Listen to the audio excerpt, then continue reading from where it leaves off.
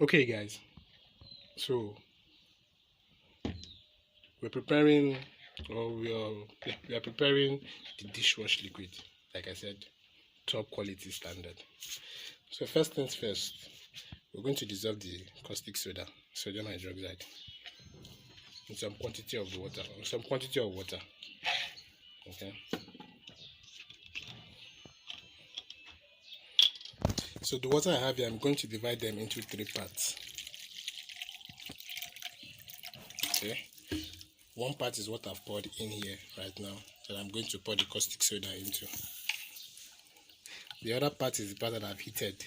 Yeah, I boiled that part so that I can dissolve the HPMC, which is the thickener, into it. So, we dissolve caustic soda. First things first.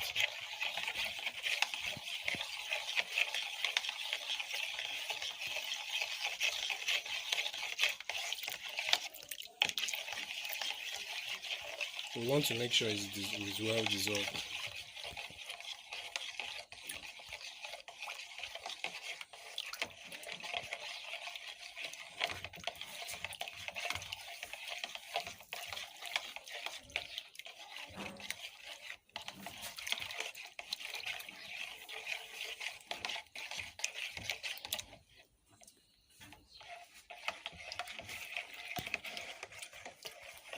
Okay, so here, it's well dissolved at this moment. The next thing we're going to add is the sulfonic acid, which is the main surfactant.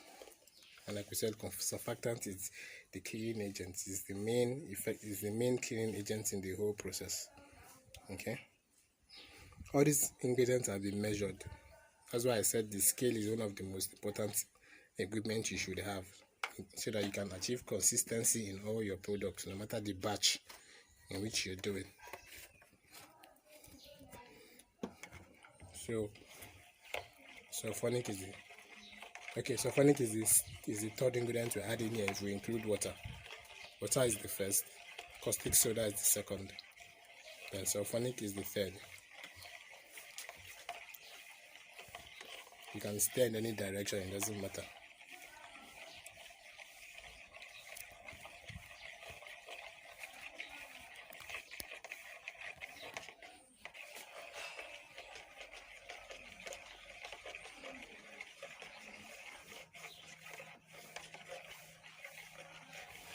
Okay, number 4 ingredients which you're going to add is the sodium lauryl ethyl sulfate, the co-surfactant.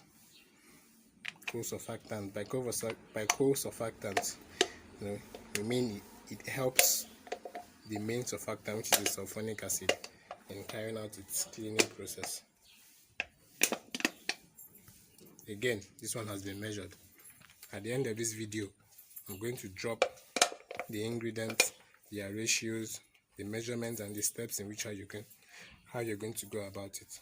Okay, so the essence of this video is just to know when you're doing yours, so you know if you're getting it or not.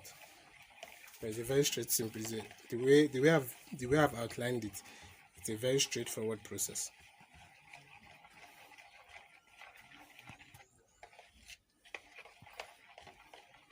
So that's ingredient number 4 we just added, sodium lauryl ethyl sulfate, which is the co-surfactant.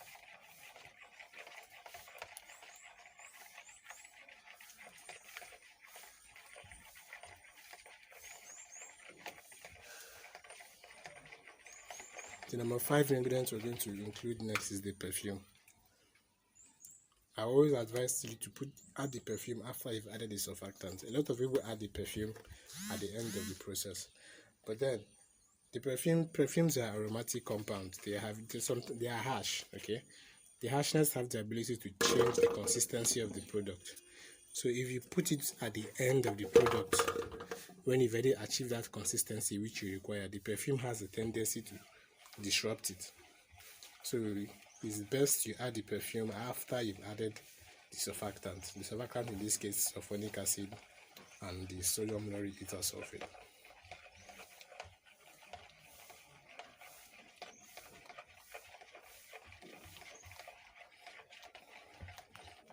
Okay, so we'll add the second part of the water.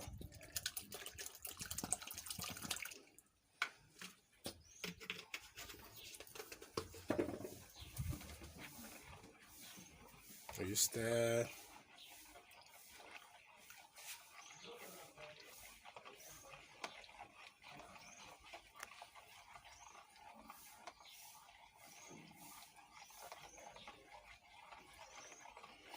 Make sure each ingredient you add is fully dissolved before you add the next. Okay, so that the reactions can be complete. These things are basically reactions of one chemical within reactions with one chemical and another. So you want each reaction to be complete before you add the next ingredient. You don't need to be too in a hurry.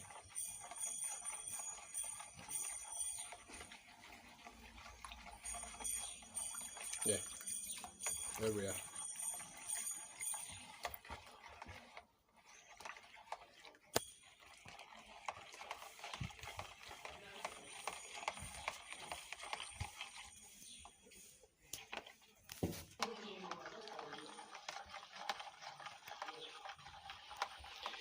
So the next ingredient we're going to add is sodium sulfate. Remember I said sodium sulfate, it's a salt, it's not a thickener, but however it helps in the formation of micelles, and these micelles thickens the solution. So we'll add sodium sulfate. The amount has been pre-measured, and we stir. As you stir, we start to see the consistency begin to change. It becomes thicker.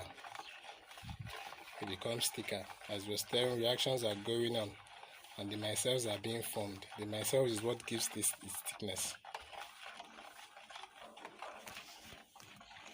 See? So it's becoming thicker, as you can see.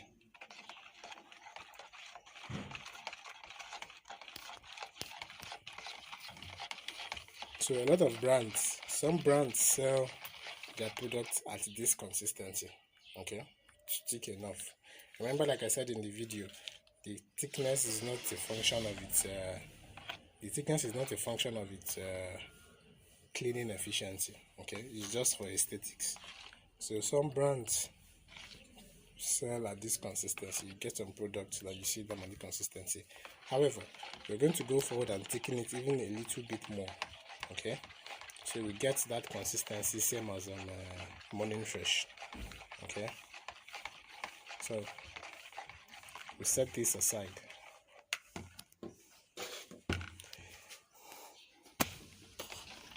Setting this aside, then we're bringing the third part of the water. Remember I said the water will divide it into three. The third part of the water is the one we heated, we boiled. Okay, we're going to introduce HPMC into it now. Remember what I said in the video, HPMC is not soluble in hot water. It's soluble only in cold water.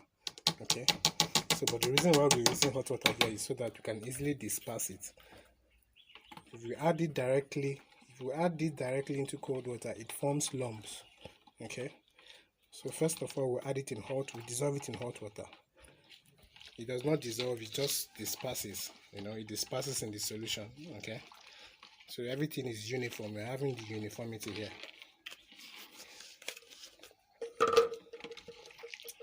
We're having uniformity here, that you can see. No lumps, it's basically water. So now we introduce it into this solution. As you're introducing, you're stirring.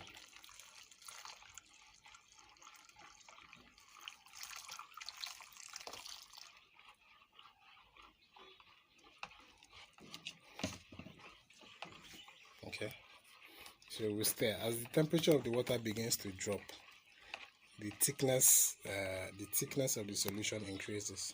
Okay, so just stay with me. We just keep stirring. As it drops, it's increasing. As the temperature drops, the consistency is increasing.